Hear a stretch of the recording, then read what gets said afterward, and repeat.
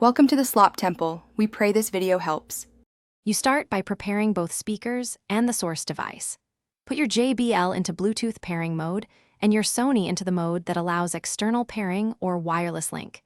Consult Quick Mode switch if needed. Make sure they're close, charged, and any phone Wi-Fi hotspot or other Bluetooth is off to reduce interference.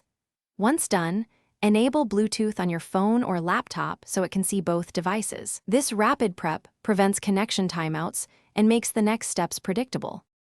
You pair the JBL with your phone or computer first so you have a reliable primary connection. Open Bluetooth settings and select the JBL when it appears. Next, activate the Sony's pairing method. If it supports wireless party link like Party Connect or Party Boost, enable that.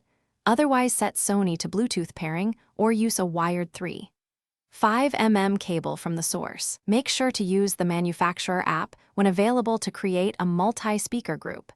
This synchronizes audio and reduces latency between speakers. You finalize by confirming both speakers play together and adjusting sync if needed. If there's echo or delay, use the app to tweak latency or connect one speaker via AUX for perfect alignment.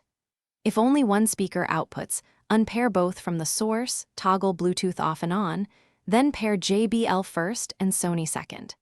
If problems persist, perform a factory reset on the problematic speaker and repeat the stepwise pairing. This clears stale profiles and usually fixes stubborn Thanks for watching.